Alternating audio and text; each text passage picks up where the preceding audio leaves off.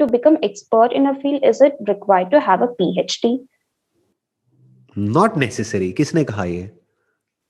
Actually, you told no, sir. Like you find people like who are already they are very successful in your domain. So I just went to Google. I was reading about their work and all. So most of people were having PhD and they're doing such a high work. And I'm completely from a different background. Like my engineering background was from electrical engineering. So I got this doubt. मैंने PhD करी हुई है क्या? No. Do you know about my background? और मेरे जैसे और भी बहुत सारे लोग हैं दुनिया में जो बहुत कुछ कर रहे हैं अलग अलग तरीके से। उन्होंने तो कोई PhD नहीं करी हुई। और दूसरी तरफ से देयर आर पीपल जिन्होंने PhD करी हुई है और वो जा करके एक पियोन की जॉब के लिए अप्लाई कर रहे हैं, जहाँ पे जो बेसिक जो मिनिमम क्वालिफिकेशन चाहिए, एक गवर्नमेंट जॉब की पीछे वैकेंसीज निकली थी, वहाँ पे मिनिमम क्वालिफिकेशन होनी चाहिए थी 10th स्टैंडर्ड, और उन्होंने PhD करी हुई है और वहाँ पर जा करके अप्लाई कर रहे हैं। तो सिर्फ PhD करने से कुछ नहीं होता है। It's more about if you are passionate about it और फिर आप PhD कर रहे हो तो ठीक है, बट सिर्फ नाम के लिए आप PhD कर रहे हो तो उसका कोई फायदा नहीं है। फॉर एग्जाम्पल कोई पर्सन है, उसने साइकोलॉजी में PhD करी हुई है, बट वो किस लिए करी हुई है? डिग्री के लिए। डिग्री किस लिए चाहिए? ताकि एक अच्छी जॉब मिल सके। और दूसरी तरफ कोई पर्सन है जिसने PhD तो क्या कुछ भी नहीं करा हुआ साइकोलॉजी में, बट वो पैशनेट है साइकोलॉजी को लेकर के। वो पढ़ते रहते हैं लेटेस्ट रिसर्च क्या चल रही है, कहाँ क्या हो रहा है, क्या नहीं हो रहा है, ये है वो है, तो दे आर रियली पैशनेट। तो कोई भी पर्सन है, उनको उनसे बात करके ज्यादा मजा आएगा बजाय कोई ऐसा इंसान जो जार्गन्स होते हैं सिर्फ उनको यूज कर रहे हैं और बड़े बड़े वर्ड्स आपकी तरफ फेंक रहे हैं, लेकिन उनको एक्चुअल में कुछ भी अंडरस्टैंडिंग नहीं है कि साइकोलॉजी होती क्या है। I made a lot of such people also जिन्होंने PhD करी हुई है, ये किया हुआ है, वो किया हुआ है अलग अलग फील्ड्स में, लेकिन deep within they are not passionate about it. So देखो, ध्यान से समझना, दो तरह के लोग होते हैं। मैं एक अभी साइकोलॉजी का एग्जांपल दे रहा था, तो उसी में आगे बढ़ते हैं, एक स्टेप और आगे बढ़ते हैं। एक होते हैं जो सिर्फ बुक्स से सीखते हैं, बुक्स में जो लिखा हुआ है वो सारी टर्म्स को याद कर लिया कि कॉग्निटिव डिसोनेंस ये होता है, ये होता है, वो होता है, ये एक्सपेरिमेंट हुआ था, एक स्टैनफोर्ड प्रिजन एक्सपेरिमेंट नाम की चीज हुई थी, उसमें ये था, उसमें वो था, उसमें वो था। बट वहां पर प्रॉब्लम क्या है कि ये सारे जितने भी एक्सपेरिमेंट्स होते हैं या जितनी भी रिसर्चेस होती हैं या जितनी भी थ्योरीज होती हैं, ये सब आपस में एक दूसरे को कॉन्ट्राडिक्ट करती है। तो अब प्रॉब्लम क्या होती है ऐसे लोगों के साथ में जो सिर्फ थ्योरी के अंदर ही घुसे रहते हैं? वो जैसे ही कॉन्ट्राडिक्शन आता है तो वो अनकंफर्टेबल फील करने लग जाते हैं। सो इंपॉर्टेंट क्या है, ये नहीं कि हम सिर्फ कहीं से पढ़ रहे हैं या समझ रहे हैं या हमारे पास में डिग्री है, डिप्लोमा है, ये है, वो है, पता नहीं क्या क्या है। इंपॉर्टेंट ये है कि क्या एक्चुअल में जो भी हमने पढ़ा और समझा उसको प्रैक्टिकली किया या नहीं किया। Are you just a psychology student or you understanding psychology based upon your own psychology? Then आप किसी भी PhD होल्डर से बहुत आगे हो। क्यों? क्योंकि साइकोलॉजी बाहर थोड़ी ही है, अंदर है। जिस तरीके से आपकी ब्रेन काम करती है, जिस तरह से मेरी ब्रेन काम करती है, वो कोई अलग अलग थोड़ी है। बेसिक जो अंडरलाइंग जो फिनोमिना है, जो डिजायर्स और फियर्स के अकॉर्डिंग ऑपरेट करता है, वो तो सेम ही है ना। It is not similar, it is same. जो फीलिंग्स है, इमोशंस हैं, जिस तरह से ट्रिगर होती है, जो इंपल्सेस उठती हैं, उसके अकॉर्डिंग जो साइकोसोमैटिक चेंजेस आते हैं हमारी बॉडी के अंदर, वो तो सेम ही है ना। That is not similar, that is same. तो अगर उसको हमने अपने अंदर ऑब्जर्व कर लिया है, बेसिकली एक तरह से बॉडी हमारे लिए क्या हो गई, एक लेबोरेटरी के जैसी हो गई, और इसके ऊपर हम एक्सपेरिमेंट्स रन कर रहे हैं और उन एक्सपेरिमेंट से एक्चुअल में सीख रहे हैं, तो वो उससे फार सुपीरियर है जो कि 1000 बुक्स में से पढ़ करके कुछ भी इधर उधर से इकट्ठा कर लिया है और बोल रहे हैं कि देखो मैंने ये किया है, मैंने वो किया है। क्योंकि जो भी उन्होंने स्टडी किया है, इन स्टडीज में क्या होता है, कुछ टाइम बाद वो एक स्टडी दूसरी स्टडी को कॉन्ट्राडिक्ट कर देती है, उसको गलत प्रूव कर देती है। तो अब वो इंसान फंस जाएगा, वो कहेगा ये सही है, वो सही है। अगर उसने अपने अंदर अपने माइंड को स्टडी किया है तो वो कंफ्यूज नहीं होगा, वो समझ जाएगा अच्छा ये भी सही है, वो भी सही है, दोनों का अपना अपना स्टैंड पॉइंट है। तो वो बड़ी आसानी से चीजों को कॉम्प्रिहेंड कर लेगा। नहीं तो वो सिर्फ थियोरेटिकली आगे बढ़ रहा है। तो मैं तो यही कहूंगा कि चाहे कोई भी डिग्री हो, कोई भी डिप्लोमा हो, उससे लाख गुना ज्यादा जो इंपॉर्टेंट है वो है कि how passionate you are for that particular topic, for that particular subject which you are studying. That is much more important than anything for that matter. इसीलिए आप देखेंगे कि इंडिया में और यूएस की जो एजुकेशन है उसमें एक बहुत बड़ा डिफरेंस है। वहां पर वो लोग रिसर्च पे बहुत फोकस करते हैं, उनका जो रिसर्च डिपार्टमेंट है, स्टैनफोर्ड का, ऑक्सफोर्ड का, हार्वर्ड का, उनकी अपनी रिसर्च लैब्स हैं और उन रिसर्चेस को प्रॉपर फंडिंग मिलती है ऑफ मिलियंस ऑफ डॉलर्स। वो किस लिए हो रही है? रिसर्च हो रही है, और फिर उन रिसर्च पेपर्स को पब्लिश किया जाता है पूरी दुनिया के लिए। फिर वो जो रिसर्च पेपर्स होते हैं उसको कोई कॉन्ट्राडिक्ट करता है दूसरा, ऐसे वो इवॉल्व होता है, ऐसे वो ग्रो करता है। बट इंडिया में बेसिकली क्या साइकी है, इंडिया का जो पूरा का पूरा एजुकेशन सिस्टम है, that is more about degree, diploma के रेज्यूम पे देखने में अच्छा लगना चाहिए। क्यों? क्योंकि सबको सिर्फ नौकरी चाहिए। तो वो एक जरिया है, वो कोई पैशन नहीं है। ध्यान से समझना, what is the definition of work. ज्यादातर लोगों के लिए काम का मतलब क्या? एक जरिया अपने पेट को भरने का। तो उनमें और एक जानवर में क्या फर्क है? जब जानवर भूखा होता है वो काम करता है, यानी एक्शन में आ जाता है और जाकर के शिकार करता है या किसी भी तरीके से अपने पेट को भर लेता है। तो इंसान होने का मतलब क्या है? इंसान होने का मतलब यह है when your work is an expression of what you love. Work is love made visible. Work is love in action. Love मतलब क्या? कि जो भी whatever I am doing, I am one with it. There is no separation between the doer and what is being done. इतना प्यार होना चाहिए उस काम में, तब जाकर के कुछ कमाल का वहां से निकल करके आता है। ये जितनी भी यूनिवर्सिटीज हैं जिनका मैंने अभी नाम लिया, हार्वर्ड, ऑक्सफोर्ड, स्टैनफोर्ड या और भी बहुत सारी जो यूनिवर्सिटीज हैं, वहां पर जो ये रिसर्चेस होती हैं उनके बारे में पढ़ोगे या उनके बारे में सुनोगे या उनकी कोई बुक पढ़ोगे तो आपको समझ आएगा कि कितने ज्यादा पैशनेट हैं वो लोग या थे अपनी उस रिसर्च को लेकर के, उस एक्सपेरिमेंट को लेकर के। Yes sir. यहां पर हम लोगों को क्या चाहिए? इंडिया में गारंटी चाहिए, एक्सपेरिमेंट नहीं चाहिए, गारंटी चाहिए कि जो मैं कर रहा हूं ना, मुझे ये बताओ कि इसके बाद ये हो जाएगा ना, श्योरिटी क्या है इसके होने की। इस वजह से हमको एक्सपेरिमेंट ही नहीं करते हैं। एक्सपेरिमेंट में कोई गारंटी नहीं होती है। एक्सपेरिमेंट का मतलब क्या है कि वो एक्सपेरिमेंट सक्सेसफुल भी हो सकता है, फेल भी हो सकता है। तो if you're not ready to fail, you're not ready to experiment. If you're not ready to experiment, you are not ready for growth.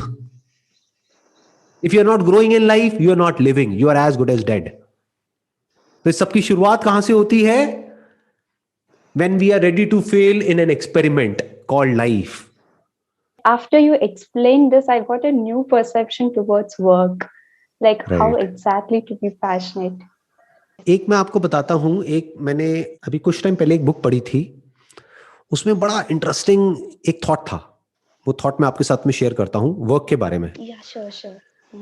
उसमें कहा गया था कि अगर आप मानो आप घर बनाने का काम करते हो, तो ये मत सोचो कि आप लेबर हो। ये सोचो कि ये जो घर मैं बना रहा हूं ना, ये मैं बना रहा हूं अपने बिलीवर्ड के लिए। अगर आप एक शेफ हो तो ये सोचो कि ये जो मैं मील बना रहा हूं, ये बना रहा हूं अपने बिलीवर्ड के लिए। ठीक है? तो इस एग्जाम्पल को हमको हमेशा याद रखना है कि whatever you are doing it for your beloved. उसके लिए आप कर रहे हो जिससे आप सबसे ज्यादा प्यार करते हो, तब आप उस काम को कैसे करोगे? Your entire perspective towards work changes. For example, this session that I am doing, why am I doing it? इससे मुझे क्या मिल रहा है? I am doing it for the future generations. मतलब आने वाली जो जनरेशंस हैं उनके लिए मैं ये कर रहा हूं, और वो जनरेशंस मुझसे अलग नहीं है, वो मैं ही हूं। तो मैं खुद के लिए ही कर रहा हूं, क्योंकि एक इंसान खुद को सबसे ज्यादा प्यार करता है। अगर हम कहते हैं ना मैं उसको प्यार करता हूं, वो भी इसलिए क्योंकि वो मेरा है या मेरी है। एक्चुअल में आदमी खुद से ही प्यार करता है। आदमी अपने बच्चे से प्यार नहीं करता है, वो बच्चा मेरा है इसलिए मेरे को उससे इतना ज्यादा प्यार है। वो बच्चा किसी और का है तो मेरे को इतना प्यार नहीं है। तो इंसान को सबसे ज्यादा प्यार किससे होता है? खुद से होता है। तो अगर हम खुद को सब में देख सकें तो whatever we are doing, तो हम किसी पे करके वो एहसान नहीं कर रहे हैं, किसी और के लिए नहीं कर रहे हैं, हम खुद के लिए ही कर रहे हैं।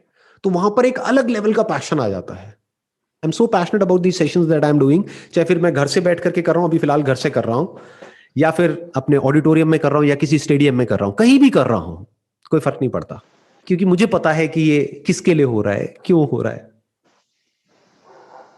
200-300 साल बाद, 500 साल बाद मैं नहीं रहूंगा, लेकिन कहीं दुनिया में कहीं कोई बैठा होगा या बैठी होगी, और वो बैठ करके इस वीडियो को देख रहे होंगे, सुन रहे होंगे, कुछ समझ रहे होंगे।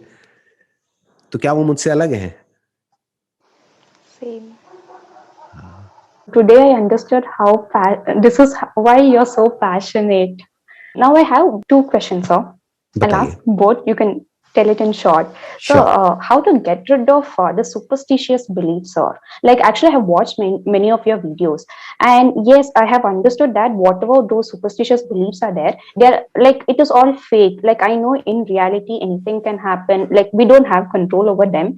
All that we have control is on our action. But somewhere deep inside, it's like that fear will sit. No, sir. Like somebody told something. So what if that happens? So how to get rid of that fear? And second question is, sir, I watched your podcast recently on entrepreneurship, and what happened was over there you were talking about how do you start an online business and all. So what I did was I started learning this digital marketing, and I started running ads. People were buying, but the thing was it was on loss. Like I was putting 3,000, I was investing on ads, but I was not getting that 3,000 also. So how exactly to learn marketing?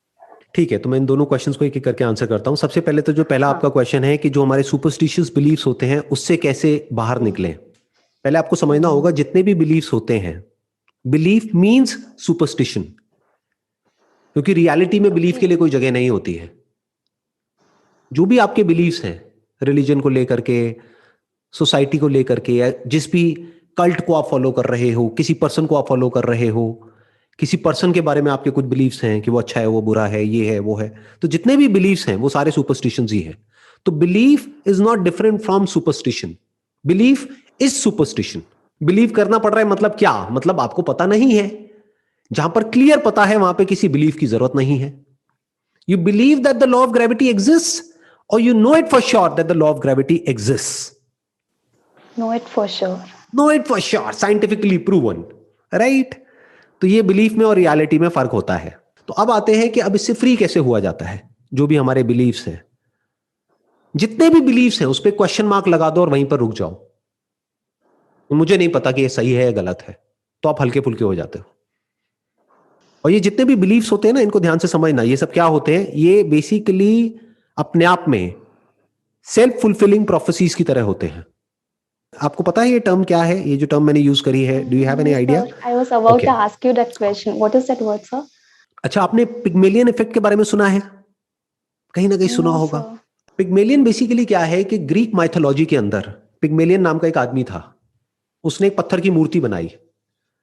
अब उस मूर्ति से उसको इतना प्यार हो गया कि उसको देखता रहा और उसके बारे में ही सोचता रहा, उसमें पूरी तरह से इन्वॉल्व हो गया। तो उसके अंदर जान आ गई, वो मूर्ति जिंदा हो गई। This is called Pygmalion effect. ये कहानी है, this is just a mythological story, but कुछ डिनोट करने के लिए है। जैसे और जितनी भी माइथोलॉजिकल स्टोरीज होती हैं वो कुछ ना कुछ समझाने के लिए होती है। ये कहानी बेसिकली हमको एक बहुत बड़ी बात समझाने की कोशिश कर रही है। वो क्या? कि अगर कोई ऐसा थॉट है, कोई ऐसा आपका बिलीफ है जिसको आप मान लोगे, तो आज नहीं तो कल वो सच हो जाएगा। इसी बिलीफ का एक्सटेंशन है लॉ ऑफ अट्रैक्शन, बट वो इस बिलीफ को बहुत आगे तक पुश कर दिया है, क्योंकि जिन लोगों ने उसको प्रोपोगेट किया है लॉ ऑफ अट्रैक्शन को, उनका अपना मोटिव है। तो उन्होंने उसको इतना सिंप्लीफाई कर दिया है कि जो भी आप सोचोगे वो हो जाएगा, जबकि एक्चुअल में ऐसा नहीं होता है। कि कोई बच्चा है जो भूख से तड़प रहा है, तो अगर वो सोचता रहेगा तो खाना खुद चल करके उसके पास थोड़ी आ जाएगा। अगर ऐसा होता तो दुनिया में कोई भूख से मरता ही नहीं, राइट? तो सोचने से सब कुछ नहीं होता है। हमारी सबकी प्रॉब्लम्स क्या है कि हम एक्सट्रीम में सोचते हैं, हम ब्लैक और व्हाइट में सोचते हैं, ब्लैक एंड व्हाइट में नहीं सोचते हैं। आइदर ब्लैक और white. Life is not either black और white, life is black and white. तो ये पिग्मेलियन इफेक्ट हमको क्या सिखाता है कि अगर आपका कोई बिलीफ है जिसको आप बहुत स्ट्रांगली मानते हो, फिर चाहे वो पॉजिटिव है चाहे नेगेटिव है, आज नहीं तो कल वो मैनिफेस्ट हो जाएगा। जैसे पिग्मेलियन ने ये माना कि वो जो पत्थर की मूर्ति है वो पत्थर नहीं है, वो एक असली इंसान है। तो पिग्मेलियन के लिए तो वो सच हो ही गया ना। जैसे बहुत सारे लोग हैं, उनको कोई दिखने लग जाता है, कोई दिखने लग जाती है, जो नहीं होता है औरों के लिए, बट उसके लिए तो है ना। तो जितने भी हमारे बिलीव्स होते हैं, these are like self fulfilling prophecies. मतलब क्या? Prophecy is like more like कि एक प्रिडिक्शन हो गई एक तरीके से, कि जो भी आप मानते हो, नो मैटर वो क्या है, कैसा है, अगर डीप विद इन आप कुछ मानते हो, तो आज नहीं तो कल वो आपकी बॉडी के लेवल पर मैनिफेस्ट होने लग जाएगा। यहां तक अगर आप लॉ ऑफ अट्रैक्शन को देखते हो तो बिल्कुल ठीक है। यानी क्या, मैं बीमार हूं, मैं बीमार हूं, मैं बीमार हूं, तो आज नहीं तो कल आप बीमार हो जाओगे। और दुनिया की सबसे बड़ी बीमारी क्या है? वहम। और वहम का कोई इलाज नहीं है किसी भी डॉक्टर के पास में। आजकल व्हाट्सएप पे बहुत तरह तरह के मैसेजेस फॉरवर्ड होकर के आ रहे हैं आपके पास में, रिलेटेड टू कोविड या रिलेटेड टू द सिम्टम्स, जिसकी कोई हद नहीं है, और आपको क्या पता कि उसमें से सच क्या है और झूठ क्या है। ये जो व्हाट्सएप यूनिवर्सिटी है, इसमें क्या सच है क्या झूठ है? कोई भी उठा करके कुछ भी डाल सकता है, कोई भी कुछ भी कह सकता है। क्या वो साइंटिफिकली प्रूवन है? नहीं। No. तो अगर वो जो भी आया है आपके पास में व्हाट्सएप के ऊपर, या किसी भी तरह से न्यूज में आपने पढ़ा है, ये वो वटेवर, और उसको आपने सच मान लिया है कि आज से ठीक 8 दिन बाद आपके साथ में ये हो जाएगा, अगर आपको ये हुआ तो 10वें दिन ये हो जाएगा। ये बिल्कुल ऐसा है कि मैं आपके माइंड में एक थॉट प्लांट कर दूं आपका हाथ देख करके, और मान लो आप एस्ट्रोलॉजी में बिलीव करते हो, मैं एक प्लांट कर दूं आपके माइंड में एक थॉट कि आज से ठीक 10 दिन बाद आपका एक बहुत बड़ा एक्सीडेंट होने वाला है, या आपको कोई बहुत बड़ी बीमारी होने वाली है। तो एक तो ये 10 दिन आपके इतने ज्यादा पैनिक में निकलेंगे जिसकी कोई हद नहीं है।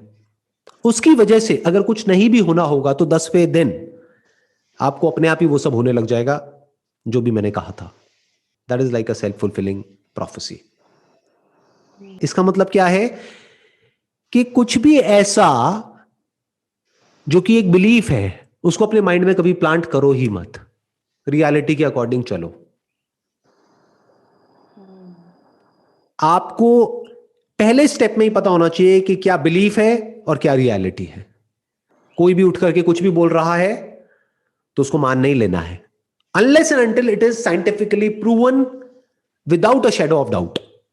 तो जब तक ये सब क्लियर नहीं है, तब तक इट्स बेटर कि इन बिलीफ से बाहर आ जाओ, रियलिटी में जियो।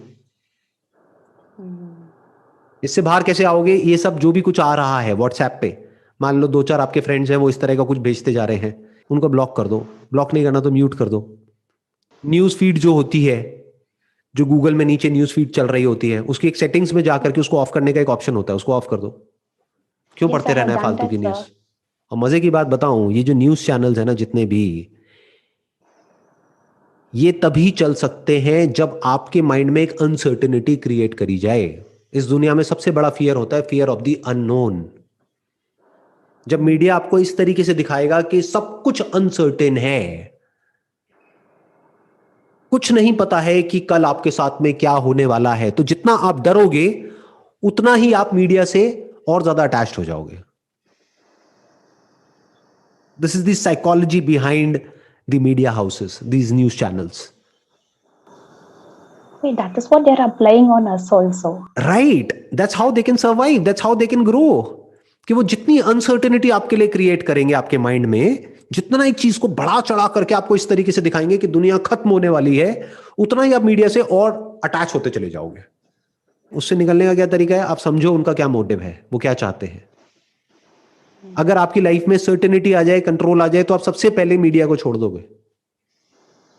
सर्टेनिटी मतलब क्या? आपको पता हो कि मैं क्या कर रही हूं, क्यों कर रही हूं, और मुझे क्या करना है। This is what I want to do.